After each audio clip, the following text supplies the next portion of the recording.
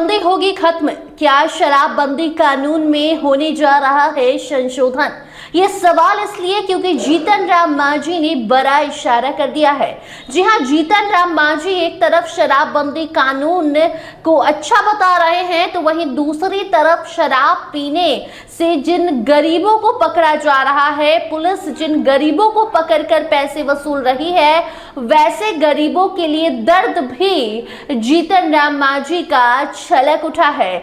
जी हाँ, जीतन राम मांझी का वो बयान आपको सुनाएंगे जिससे बिहार भर में खलबली मच गई है और शराब पीने वाले लोगों के भीतर एक खुशी देखी जा रही है। उन्हें एक उम्मीद है कि शराबबंदी कानून खत्म तो नहीं हो सकती, लेकिन इसमें संशोधन जरूर हो सकता है। और ये संशोधन इसलिए क्योंकि जीतन राम मांझी का कहना है कि हमने ही कहा था तो नीतीश कुमार ने शराब बंद करवाई थी और अब हमें ही लगता है कि शराब जो लोग पीते हैं तो बड़े बड़े लोग तो पीकर बच जाते हैं, उन्हें कुछ नहीं होता, लेकिन इससे गरीबों को बहुत नुकसान है। गरीब पकड़े जाते हैं, थकान मिटाने के लिए वो शराब पीते हैं और ऐसे में जब वो पकड़े जाते हैं तो जितनी भी कमाई उनकी होती है उन्हें वो देकर खुद को जेल से छुड़ाना पड़ता है।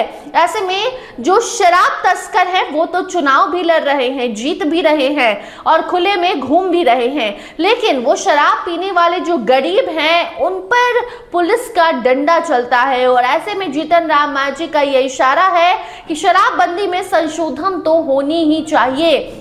साल 2016 में शराबबंदी कानून को लागू किया गया और अब जीतन राम मांझी का कहना है कि शराबबंदी तो ठीक है, लेकिन शराब के कारण जिन गरीबों को परेशानी हो रही है उनके लिए बुरा लगता है। और ऐसे में एनडीए के साथ है जीतन राम मांझी और जीतन राम मांझी का ये बयान अब बिहार भर में बवाल मचाए हुए है। आप भी सुनिए किस तरीके से एक तरफ शराबबंदी को सपोर्ट कर रहे हैं तो वहीं दूसरी तरफ शराब पीकर पकड़े जाने वालों के लिए दुख भी जीतन राम मांझी जता रहे हैं।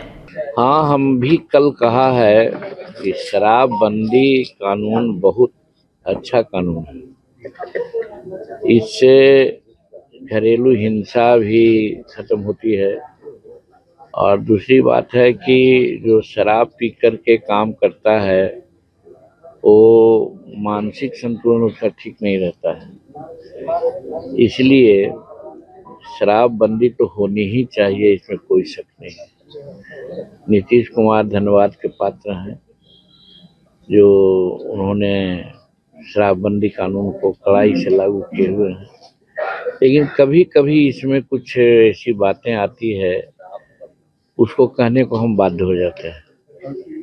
जो तीसरी समीक्षा किया नीतीश कुमार जी ने, वो मेरे ही कहने से उन्होंने किया था। हमने ये कहा था कि कंटेनर के कंटेनर लाखों लीटर जो ले जा रहा है स्मगलर, उसको पकड़ना जरूरी है।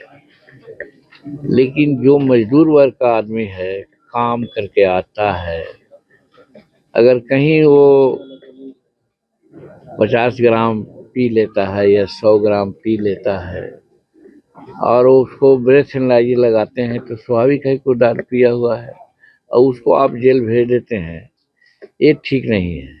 तो इसीलिए उन्होंने ये कहा कि जो शराब पी करके जा रहा हो उसको नहीं पकड़ने की जरूरत है, या अपनी पत्नी के लिए ले जा रहा हो वो भी 100 ग्राम दवा के रूप में, तो उसको नहीं पकड़ना है। लेकिन जो वर्तमान प्रशासन है, पता नहीं सरकार से उसको चिढ़ है या जनता से चिढ़ है, वो ऐसे ही लोगों को पकड़ता है। जो पी जा रहा है तो उसको ब्रेथ एनालाइजर लगाएगा, तो स्वाभाविक है कि ब्रेथ एनालाइजर लगाएगा तो वो तो पिए हुए रहेगा, तो उसको भेज देता है थाना में। और यही कारण है कि आज 6 लाख मुकदमा हुए हैं, उसमें करीब करीब 4 लाख मुकदमा इसी प्रकार का है जो हैबिचुअल नहीं है या तस्करी नहीं करता है, वो अपने क्लांति या थकावट को दूर करने के लिए पी लेता है, उसी को पकड़ रहा है लोग और उसी पर मुकदमा हो रहा है।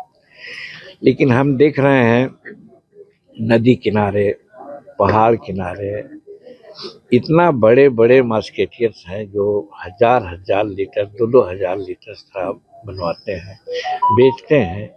और वे लोग तो इतना बड़ा तस्कर हो गए हैं कि बड़ा बड़ा चुनाव भी लड़ रहे हैं। लोग चुनाव कुछ जीते भी हैं। तो सुना आपने किस तरीके से जीतन राम मांझी का दर्द छलका है। मांझी का कहना है कि हमने ही नीतीश कुमार से कहा था कि शराब बंद करवा दीजिए, लेकिन अब हमें ही लगता है कि जो गरीब है वो शराब पीते हैं, पकड़े जाते हैं और उनका ही नुकसान होता है। ऐसे में अब ये इशारा है कि शराबबंदी कानून में संशोधन होना चाहिए।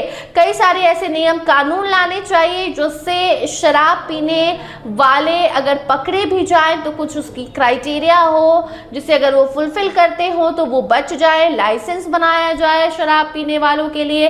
कई सारे नियम कानून हैं जो लाए जा सकते हैं, इस कानून में संशोधन किया जा सकता है। और जीतन राम मांझी का ये इशारा है कि शराबबंदी पूरी तरीके से तो नहीं खत्म की जा सकती, लेकिन संशोधन जल्द ही इसमें लाया जा सकता है। फिलहाल इस खबर में इतना ही। देखते रहिए स्टार टीवी बिहार। धन्यवाद।